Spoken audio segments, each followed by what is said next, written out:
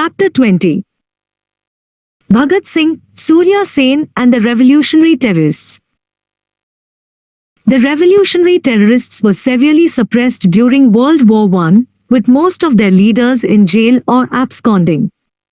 Consequently, in order to create a more harmonious atmosphere for the Montaguchans Ford reforms, the government released most of them under a general amnesty in early 1920. Soon after, the National Congress launched the non-cooperation movement, and on the urging of Gandhiji, C.R. Das, and other leaders, most of the revolutionary terrorists either joined the movement or suspended their own activities in order to give the Gandhian mass movement a chance. But the sudden suspension of the non-cooperation movement shattered the high hopes raised earlier. Many young people began to question the very basic strategy of the national leadership and its emphasis on non-violence, and began to look for alternatives. They were not attracted by the parliamentary politics of the Swarajists or the patient and undramatic constructive work of the no-changers. Many were drawn to the idea that violent methods alone would free India. Revolutionary terrorism again became attractive. It is not accidental that nearly all the major new leaders of the revolutionary terrorist politics, for example, Jogesh Chandra Chatterjee, Surya Sen, Jatin Das, Chandrasekhar Azad, Bhagat Singh, Sukhdev, Shiv Varma, Bhagwati Charan Vohra and Jaidev Kapoor, had been enthusiastic participants in the non-violent non-cooperation movement. Gradually, two separate strands of revolutionary terrorism developed, one in Punjab, UP and Bihar, and the other in Bengal. Both the strands came under the influence of several new social forces. One was the upsurge of working-class trade unionism after the war.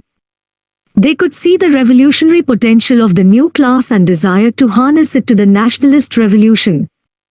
The second major influence was that of the Russian Revolution and the success of the young socialist state in consolidating itself. The youthful revolutionaries were keen to learn from and take the help of the young Soviet state and its ruling Bolshevik party. The third influence was that of the newly sprouting communist groups with their emphasis on Marxism, socialism, and the proletariat.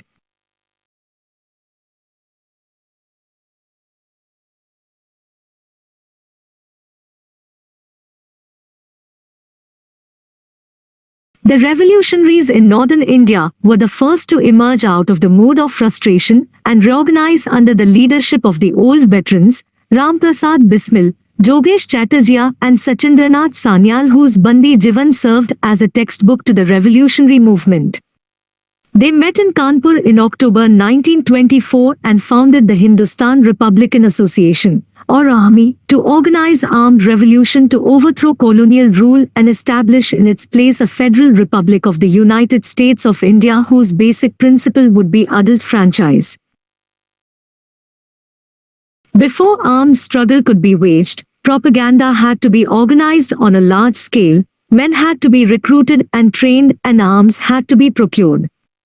All these required money. The most important action of the HRA was the Kakori robbery. On 9 August 1925, 10 men held up the 8-down train at Kakori, an obscure village near Lucknow, and looted its official railway cash. The government reaction was quick and hard. It arrested a large number of young men and tried them in the Kakori conspiracy case. Ashfaqullah Khan, Ram Prasad Bismil, Roshan Singh and Rajendra Lahiri were hanged, 4 others were sent to the Andamans for life, and 17 others were sentenced to long terms of imprisonment. Chandrasekhar Azad remained at large. The Kakori case was a major setback to the revolutionaries of northern India, but it was not a fatal blow. Younger men such as Bijoy Kumar Sinha, Shiv Varma and Jaidev Kapoor in UP, Bhagat Singh, Bhagwati Charan Vohra and Sukhdev in Punjab set out to reorganize the HR under the overall leadership of Chandrasekhar Azad. Simultaneously, they were being influenced by socialist ideas. Finally, nearly all the major young revolutionaries of northern India met at Firozshah Kotla ground at Delhi on the 9th and 10th September 1928, created a new collective leadership, adopted socialism as their official goal and changed the name of the party to the Hindustan Socialist Republican Association, Army. Even though, as we shall see, the HSRA and its leadership was rapidly moving away from individual heroic action and assassination and towards mass politics, Lala Lajpat Rai's death, as the result of a brutal lathi charge when he was leading an anti-Simon Commission demonstration at Lahore on 30th October 1928, led them once again to take to individual assassination. The death of this great Punjabi leader, popularly known as Sher-e Punjab, was seen by the romantic youthful leadership of the HSRA as a direct challenge. And so, on 17 December 1928, Bhagat Singh, Azad and Rajguru assassinated. At Lahore, Saunders, a police official involved in the lathi charge of Lala Lajpat Rai. In a poster put up by the HSRA after the assassination was justified as follows: the murder of a leader respected by millions of people at the unworthy hands of an ordinary police official was an insult to the nation. It was the bounden duty of young men of India to efface it. We regret to have had to kill a person, but he was part and parcel of that inhuman and unjust order which has to be destroyed. The HSRA leadership now decided to let the people know about its changed objectives and the need for a revolution by the masses. Bhagat Singh and B.K. Dutt were asked to throw a bomb in the Central Legislative Assembly on 8 April 1929 against the passage of the Public Safety Bill and the Trade Disputes Bill, which would reduce the civil liberties of citizens in general and workers in particular. The aim was not to kill, for the bombs were relatively harmless, but, as the leaflet they threw into the assembly hall proclaimed, to make the deaf hear. The objective was to get arrested and to use the trial court as a forum for propaganda so that people would become familiar with their movement and ideology. Bhagat Singh and B.K. Dutt were tried in the assembly bomb case.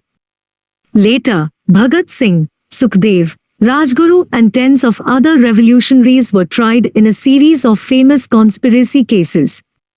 Their fearless and defiant attitude in the courts, every day they entered the courtroom shouting slogans Inquilab Zindabad, down, down with imperialism, long live the proletariat, and singing songs such as Sarfaroshi ki tamanna ab hamare dil mein hai. Our heart is filled with the desire for martyrdom, and Mera rang de basanti chola, dye my clothes in saffron color, the color of courage and sacrifice, was reported in newspapers. Unsurprisingly, this won them the support and sympathy of people all over the country, including those who had complete faith in non-violence. Bhagat Singh became a household name in the land.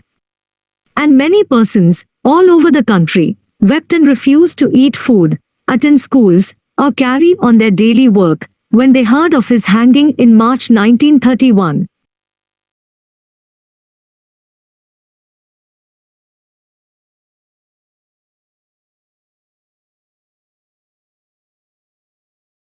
A remarkable aspect of this new phase of the terrorist movement in Bengal was the large-scale participation of young women.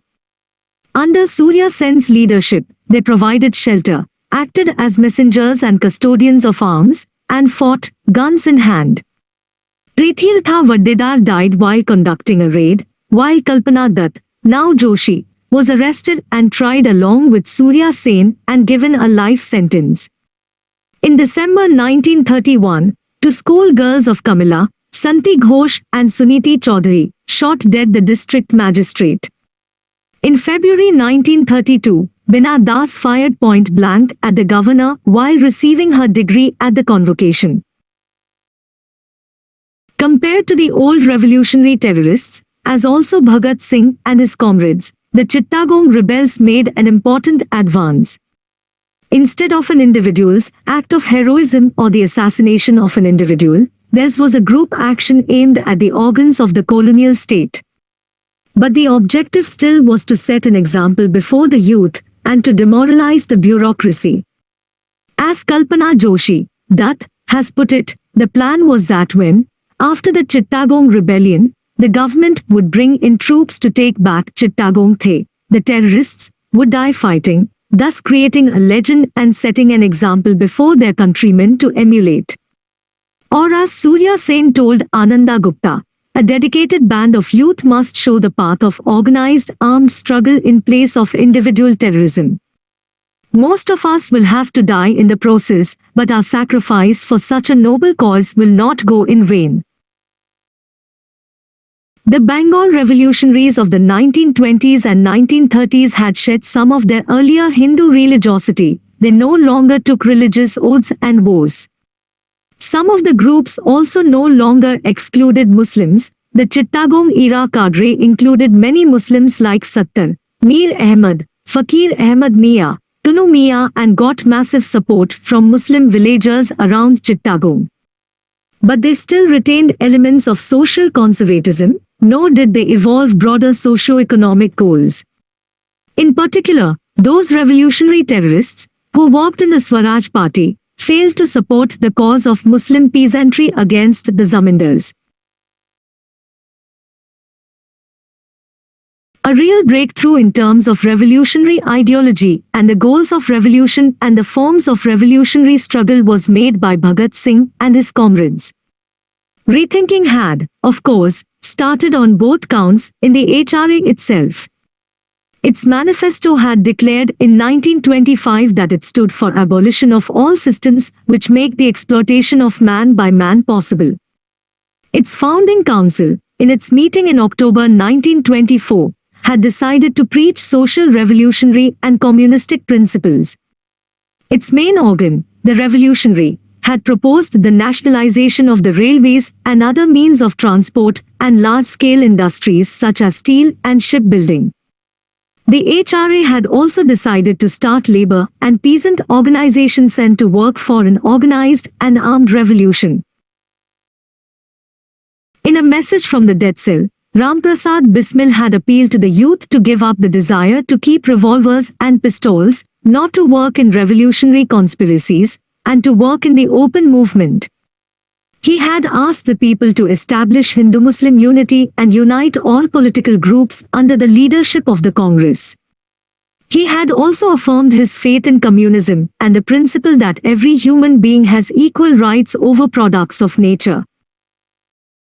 Bhagat Singh, born in 1907 and a nephew of the famous revolutionary Ajit Singh, was a giant of an intellectual. A voracious reader, he was one of the most well-read of political leaders of the time. He had devoured books in the Dwarkadas Library at Lahore on socialism, the Soviet Union and revolutionary movements, especially those of Russia, Ireland and Italy. At Lahore, he organized several study circles with the help of Sukhdev and others and carried on intensive political discussions. When the HSRA office was shifted to Agra, he immediately set up a library and urged members to read and discuss socialism and other revolutionary ideas. His shirt pockets always bulged with books which he constantly offered to lend his comrades. After his arrest, he transformed the jail into a veritable university. Emphasizing the role of ideas in the making of revolution, he declared before the Lahore High Court, "The sword of revolution is sharpened on the whetting stone of ideas."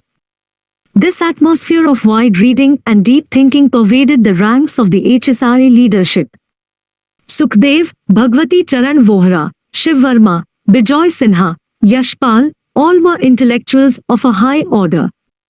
Nor would even Chandrasekhar Azad, who knew little English, accept any idea till it was fully explained to him. He followed every major turn in the field of ideas through discussion. The draft of the famous statement of revolutionary position, The Philosophy of the Bomb, was written by Bhagwati Charan Vohra at the instance of Azad and after a full discussion with him.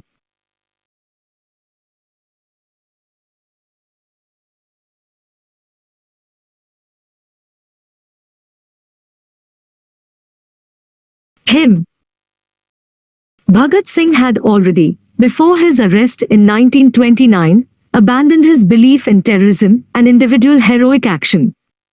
He had turned to Marxism and had come to believe that popular broad-based mass movements alone could lead to a successful revolution. In other words, revolution could only be achieved by the masses for the masses. That is why Bhagat Singh helped establish the Punjab Naujwan Bharat Sabha in 1926, becoming its founding secretary, as the open wing of the revolutionaries. The Sabha was to carry out open political work among the youth, peasants and workers.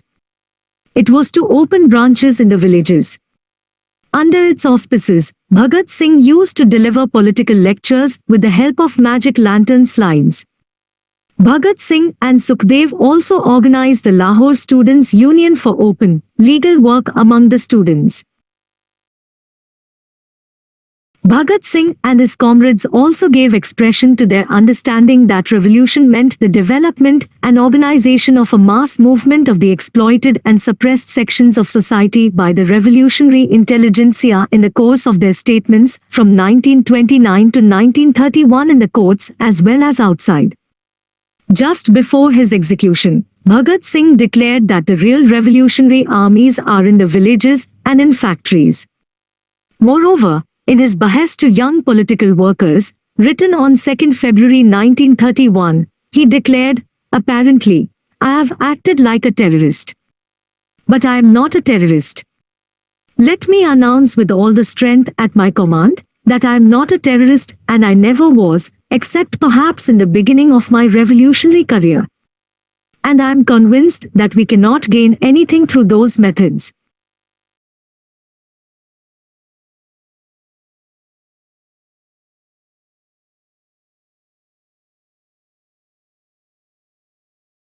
In the last stage, during 1930 and 1931, they were mainly fighting to keep the glory of the sacrifice of their comrades under sentence shining as before. As Bhagat Singh put it, he had to ask the youth to abandon revolutionary terrorism without tarnishing the sense of heroic sacrifice by appearing to have reconsidered his politics under the penalty of death.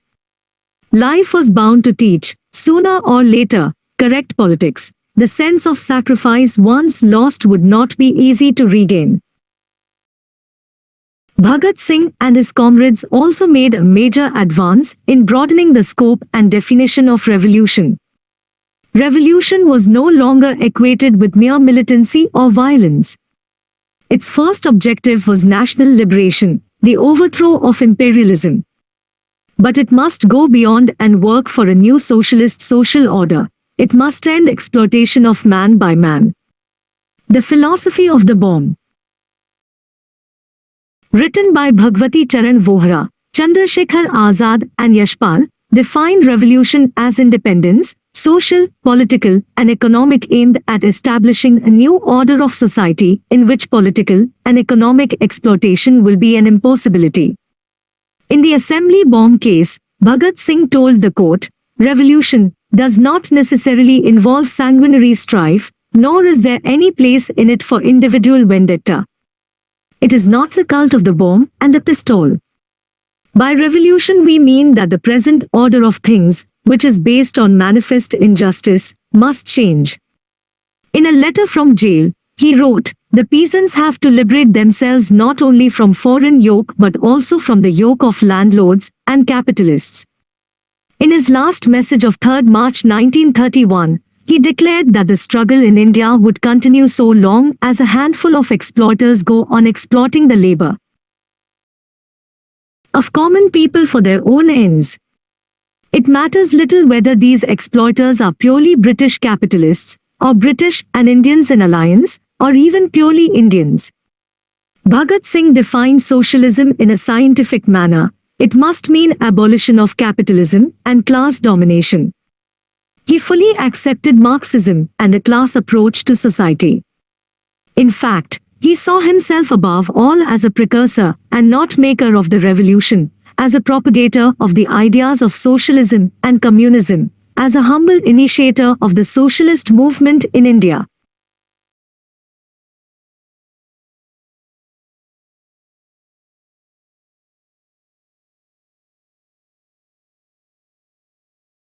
India. Bhagat Singh was a great innovator into areas of politics. Being fully and consciously secular, he understood, more clearly than many of his contemporaries, the danger that communalism posed to the nation and the national movement. He often told his audience that communalism was as big an enemy as colonialism. In April 1928, at the Conference of Youth where Naujwan Bharat Sabha was reorganized, Bhagat Singh and his comrades openly opposed the suggestion that youth belonging to religious communal organizations should be permitted to become members of the Sabha. Religion was one's private concern, and communalism was an enemy to be fought, argued Bhagat Singh. Earlier in 1927, condemning communal killings as barbaric, he had pointed out that communal killers did not kill a person because he was guilty of any particular act, but simply because that person happened to be a Hindu, Muslim or Sikh. But, wrote Bhagat Singh, a new group of youth was coming forward who did not recognize any differences based on religion and saw a person first as a human being and then as an Indian. Bhagat Singh revered Lajpat Rai as a leader.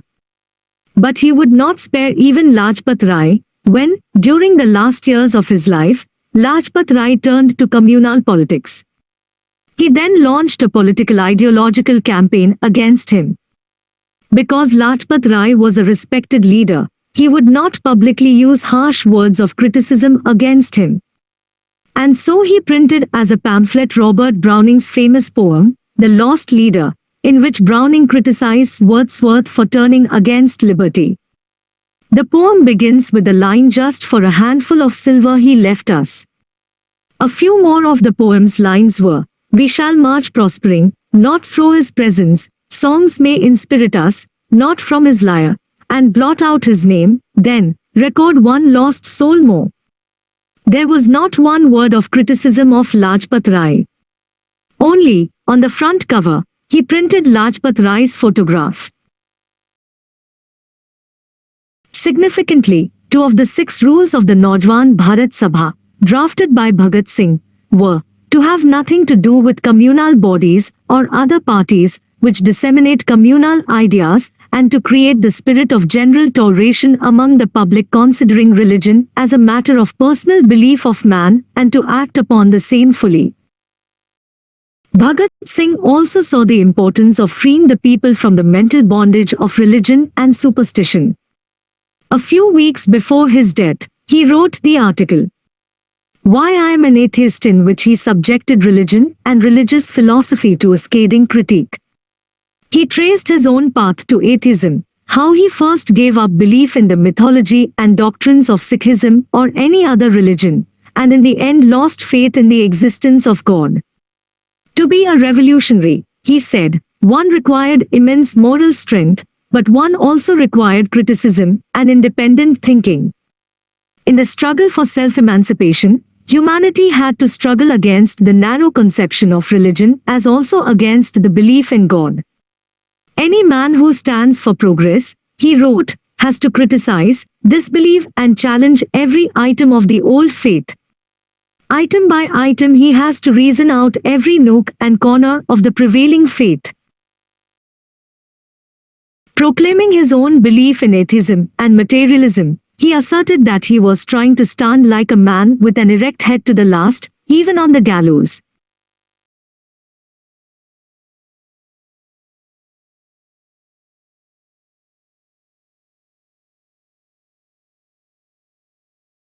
Government action gradually decimated the revolutionary terrorist ranks. With the death of Chandrasekhar Azad in a shooting encounter in a public park at Allahabad in February 1931, the revolutionary terrorist movement virtually came to an end in Punjab, UP and Bihar. Surya Sen's martyrdom marked an end to the prolonged saga of revolutionary terrorism in Bengal.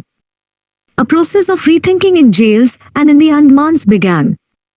A large number of the revolutionaries turned to Marxism and the idea of a socialist revolution by the masses. They joined the Communist Party, the Revolutionary Socialist Party, and other left parties. Many others joined the Gandhian wing of the Congress. The politics of the revolutionary terrorists had severe limitations, Above all, theirs was not the politics of a mass movement. They failed to politically activate the masses or move them into political actions. They could not even establish contact with the masses. All the same, they made an abiding contribution to the national freedom movement. Their deep patriotism, courage and determination, and sense of sacrifice stirred the Indian people. They helped spread nationalist consciousness in the land, and in northern India the spread of socialist consciousness owed a lot to them.